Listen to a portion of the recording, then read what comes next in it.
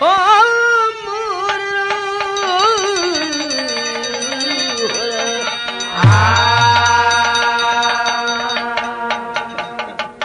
आपदा में सदा वीर हंसते रहे, शान सम्मान अपना वो छोड़े नहीं, निज गुनहगार को भी क्षमा कर दिए, तार इंसानियत का वो तोड़े नहीं, दोस्ती पृथ्वीराज से माहिल किया, हाल सिरसागढ़ का बताया चली।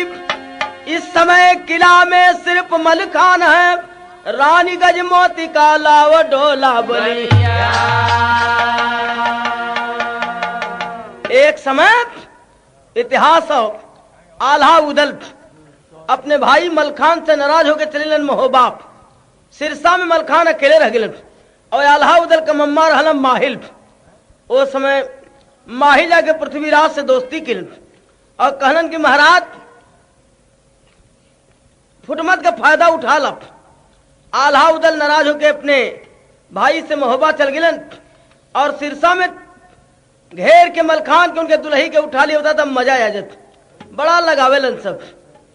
पृथ्वीराज तैयारी केलन है, लेकिन तनी सब ये तनी सा या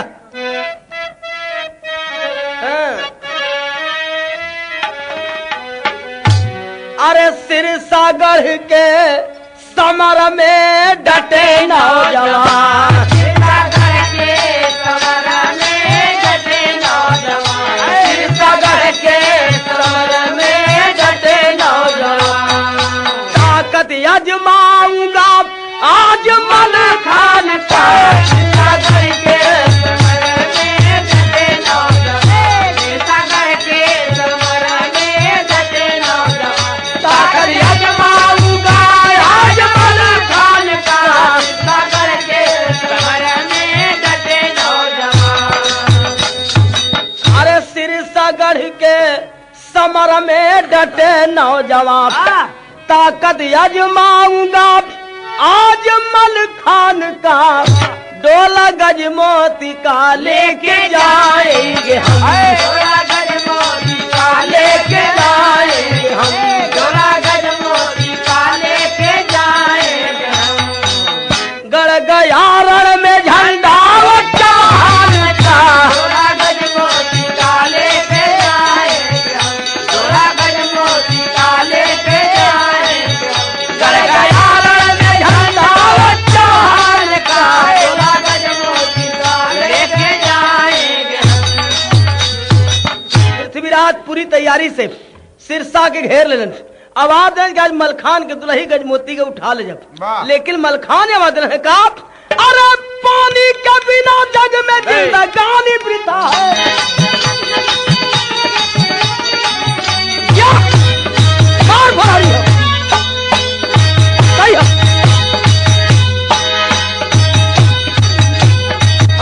अरे पानी के बिना जग में जिंदगानी वृथा है, सपूत मर्द की जवानी वृथा है। चपला सा चमकता था मलखान का तेगा, है मर्द कौन लोहा जो फौलाद से लेगा। सिरसा वाले पृथ्वी को पे पानी का छोड़े, भागे पिथौरा गढ़ में चौहान भगोड़े, भागे पिथौरा गढ़ में चौहान भगोड़े। अरे भाग गई लन सब, भागे पिथौरा गढ़ में चौहान भगोड़े, भागे पिथौरा गढ़ में चौहान भगोड़े, भागे पिथौरा गढ़ में चौहान भगोड़े, भागे पिथौरा गढ़ में चौहान भगोड़े। भाग ले सब मैदान छोड़ के। ए भैया संगठन में वो शक्ति हो, सुना सुना, संगठन में वो शक्ति हो कि मलखान के आवाज पे नगरी का छोटका बड़का सब तैयार भल, अल्लाह खेत के पृथ्वीराज के सरहद पार करा देन। और लेकिन वही लड़ैया में मलखान के एक तीर लग गई भैया हो। मलखान गिर गए धरती पर। नगरी वाले पृथ्वीराज के जब लखेत के लौटलन है तो मलखान के गिरल पौलन उठा के ले महल में रानी गजमोती अपने पति के लाश दे के छटपटा के रोपड़न, लेकिन कैसे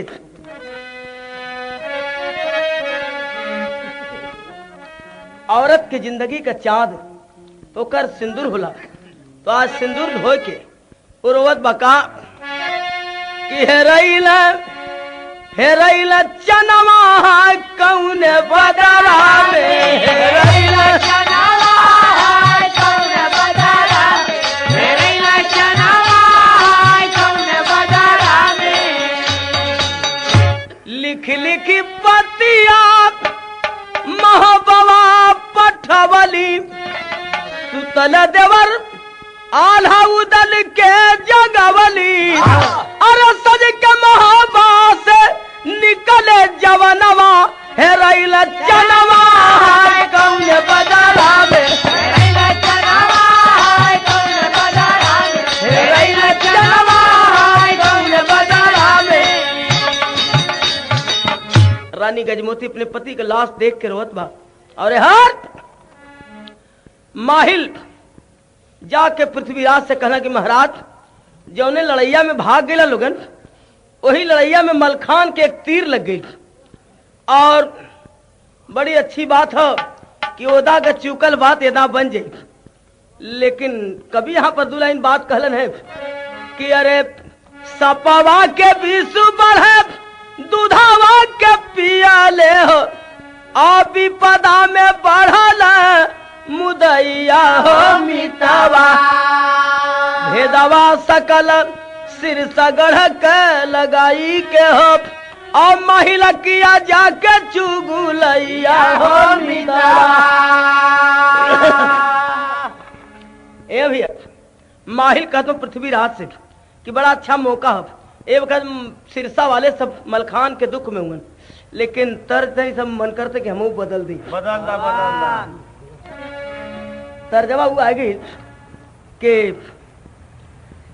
आप लोग सुनला कि हम बतौले रहली कहवा का खैर चुनवा कहवा का पान कहवा का टिकुली लीलरवा मारे जान तब बुल्लू भी बतौलन के कहवा का गेहूं धान और कहवा का वो खरीद मुसरवा मारे जान और एहरा का बतौलन कि एहरा का वो खरी उनिये का वो खरी और पूछलन कि कहवा का तो कहना कि उनिये का यानी क्लियर करके बतौलन है ये ना हो कि नहीं कोनो बात को मैं छिपावल जाओ क्लियर करके बतौलन ये कहलन कि रामदो के अच्छा भी लगत हो और ठीक भी लगत रहा ऐसा बात ना हो कि बेजा लगत रहा अच्छा लगत है पब्लिक के भी बढ़िया लगल लेकिन दू तीन चीज और मशहूर बा का बाबा कि बॉम्बे का हीरोइन नामी सुना हाँ महाराज अरे ठीक कर तुम काम कर तुम कुछ हाँ बहुत जरूरी है ये लोग का बुझे हम बुझे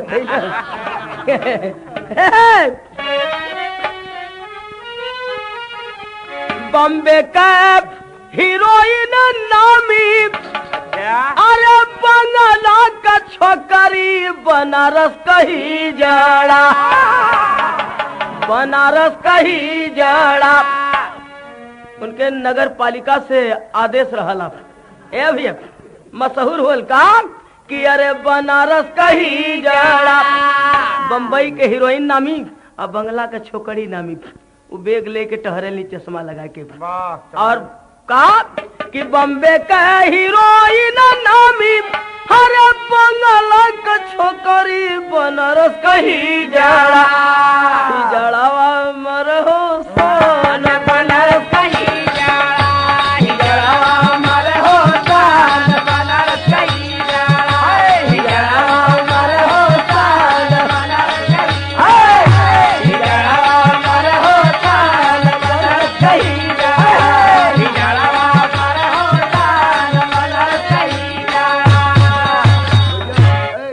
नरसिंह भैया इंदारा से दिलन भैया के कोयलसा से प्रदान किए कोयलसा भैया के नमस्कार बा और बड़का भैया के भी बार बार नमस्कार हो के भगवान आपके सुखी रखे और रह गई बात के ई बाप आहा राज माना बोल माहिल बतिया आज महाराज माना अरे बोले माहिल बतिया कर तैयारिया बनी जाई बिगड़ल काम कर तैयारिया बन जाई बिगड़ल काम कर तैयारिया बनी जाई बिगड़ल काम कर तैयारिया। महाराज जल्दी तैयारी करा, यही मौका पर अगर चढ़ाई कदबा तो ओदा का बिगड़ल काम एदा बन जाई। पृथ्वीराज कहलन कि तू माहिल ओदा ले गिला लखेदवा देहला हमके, ओदा लखेदवा देला हमके और एदा पारी फिर वह बतिया कहत हुआ, लेकिन तर्जबा तनी से आ गेलू है का कि मोरे पिछवारा जमीरिया का गाछिया जमीरिया का गाछिया मोरे बलमुआ मोरे बलमुआ नीला रंग चुनरी रंग दो बोले पृथ्वी राज साथे दागवा कमाइला साथे दागवा कमाइला मोरे संगतिया हो मोरे संगतिया हो छतिया पदाल धरैया छतिया हो छतिया पदाल धरैया छतिया हो छतिया पदाल धरैया छतिया हो छतिया पदाल धरैया। हमहू के खाइबा अपने भैने के खैला अपने भैने के खैला मोरे संगतिया हो छतिया पे दाल दरैला। पृथ्वीराज कहना कि खबर गलत हुई तो गर्दन काट ले। माहिल कहना कि मंजूर हो, लेकिन तैयारी कर ला, एक खबर सच्ची लेके आ ले। और हर गजमोतीन पाती लिखत बा महोबा कि आप लोग नाराज होके चल गिला। पृथ्वीराज अकेल पाए के हमार सुहाग लूट लेलन। ये पाती जब मिलल है महोबा उदल पाती लेके पढ़ लगलन कितना बली हमार भैया मलखान मारल किसे गेलन। हरे पानी में कैसे लागल यगिया झंखयाल हा उदल आवयात पुरानी झंखयाल हा उदल आवयात पुरानी पानी में कैसे लागल यगिया झंखयाल हा उदल आवयात पुरानी पानी में कैसे लागल यगिया झंखयाल हा उदल आवयात पुरानी पानी में कैसे लागल यगिया। बेतवा के तर जब पहुंच गए आल्हा उदल घेर लिए बेतवा के तट जाकर के अचानक बैरी दल जयचंद के बेटा लाखन के आल्हा अगुवान बनाए हैं और लिख के पत्रिका संधि के पिथौरागढ़ भेजवाए हैं। आल्हा उदल सच के चलन है पता लगा हुआ है। जब बेतवा नदी के तट पर पहुंचल है तो पता लगल कि पृथ्वीराज भी चढ़ाई करेगा तैयारी में हो। इंदल के भेजलन की जा पृथ्वीराज से कहदा कि हमें अपने भाई क्रियाक्रम करे भर मौका दें, एक बाद लड़ाई हो जाएगी। इंदल आ गए पृथ्वीराज के सामने। पृथ्वीराज कहला कि का हो, अरे लड़ाई से हिम्मत छूट गई, का अकेले आवत हो आप? कहला कि हिम्मत ना छूटल बा, खाली एक शर्त हो कहे का आप तर्ज हो फिल्म बिहारी बाबू के।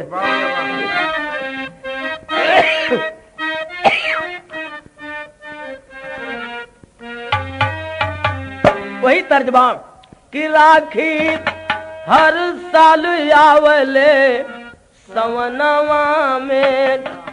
लेकिन इंदल कहे पृथ्वीराज से कि लसिया दादा का पड़ल बा भवनवा में लसिया दादा का पड़ल बा भवनवा में लसिया दादा का पड़ल बा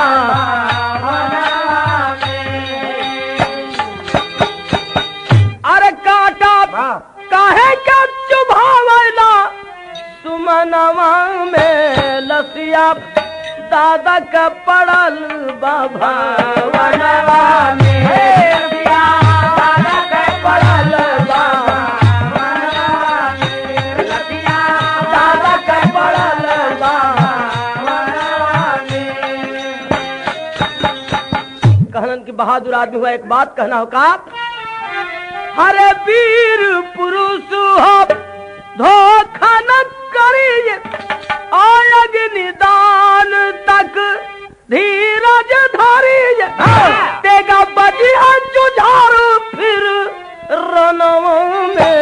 नसिया दादा के पड़ल बाबा बनवा दादा के पड़ल बाबा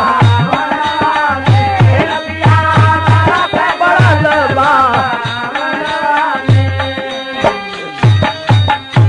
बहादुर आदमी हैं आप। यही कहना हो कि हमें अपने दादा मलखान के क्रियाक्रम करे भर मौका दाए करे बाद लड़ाई हो जाई।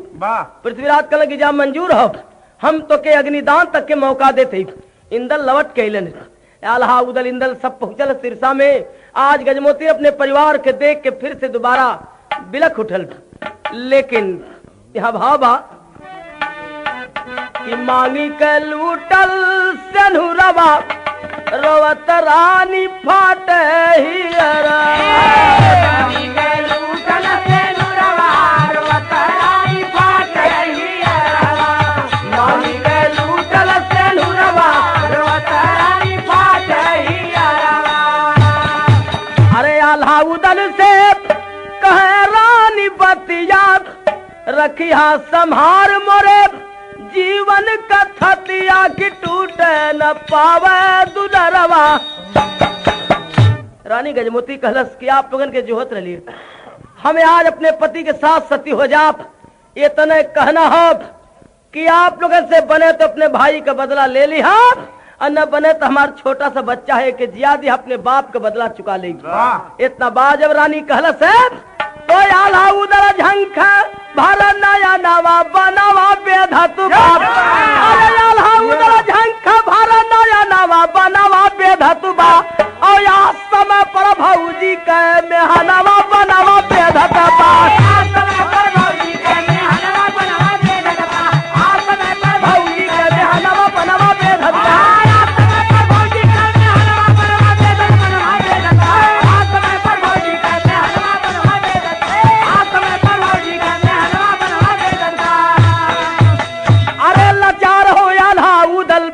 भाई की चिता सजाए हम छू के चरण गज मोतिन के चिता ऊपर बैठाए हम।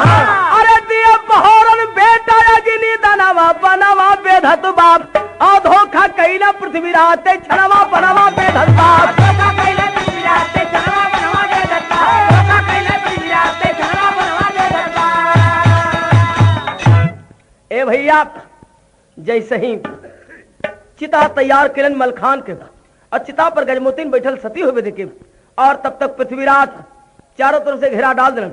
मलखान का छोटा सा बच्चा बहोरन अग्निदान के लिए। लेकिन जब घेरा डाल देन पृथ्वीराज आवाज दिलन है कि हमारा वादा पूरा हो गया हम अग्निदान तक के मौका दिल रही अब लड़ाई हो जाएगी चाहिए।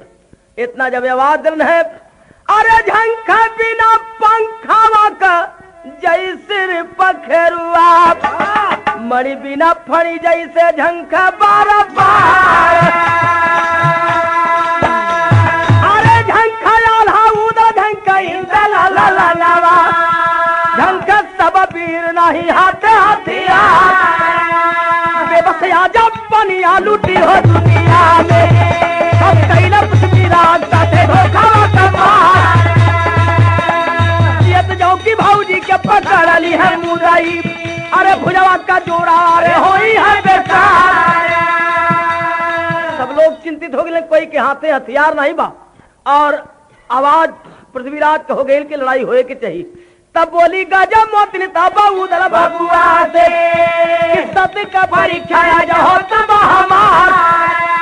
अरे सीता का लकड़िया उठाला बलवा नवा गजमोती ने चिता पर से आवाज रथ की खबरदार कोई चिंता मत करिए आप। अरे हथियार नहीं बा तो उठा ला चिता का लकड़ी। आज वीरन के वीरताई का नहीं एक सती के सत्य परीक्षा होगा। हरे बोली गजब मोतिन तब उदल बबुआ से कि सती का परीक्षा जो हो तब हमार। अब चिता का लकड़िया उठा ला बलवा नवा तब ही के हथवा होई तलवार लकड़िया तलवार होई गईली अब भिड़ी गई तनावा में पीरा जुझार। अब खाता खाता ते गवा पर हो जा बला अल्लाह सिया से भारती पटल एक तार। अब दुर्गा महारानी भुजा उधर के समाइली अब भागे जवान सब होई के लाचार। अब पृथ्वीराज को पकड़ के उदला बघेलावा अब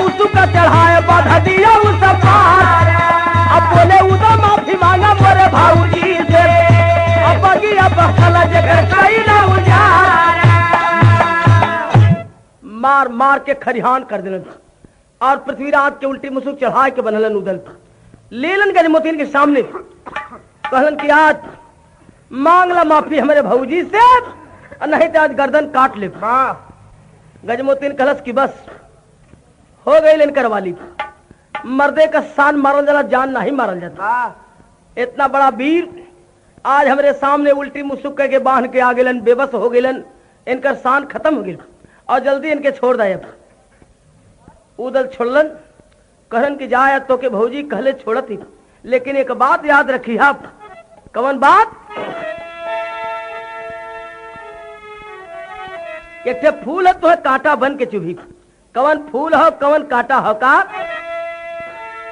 अरे चुभी बन के फूलावा तो है क्या हरदम काटावा किया बही जिया तबा सुगनवा मलखे का बेटवा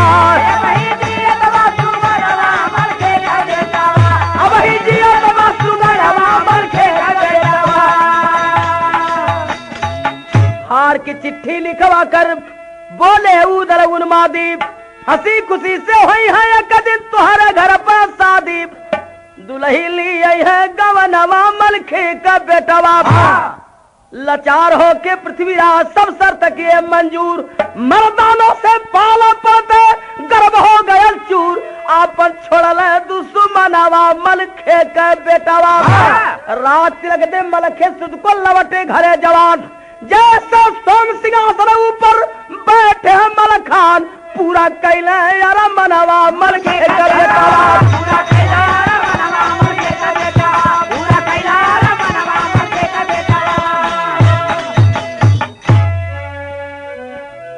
बिहारी गुरु गणेश गुरु रामलाल गुणकारी स्वर्ग गए चंदिका कवि बच्चन जी बने पुजारी पानी में कैसे लागल अगिया राम जो रामा कवि का छलक का बेनुरानी पानी में कैसे लागल अगिया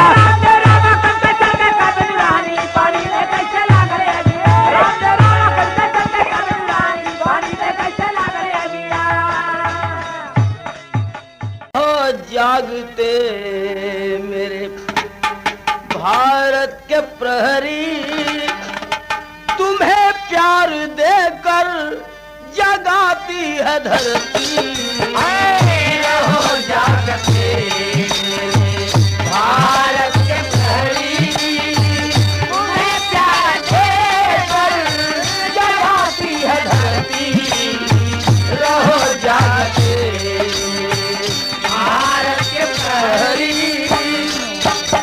अरे रहो जागते मेरे भारत के प्रहरी तुम्हें प्यार देकर जगाती है धरती अरे तेरी आबरू कोई लूटने न पाए और यही याद हरदम दिलाती है धरती तेरी आबरू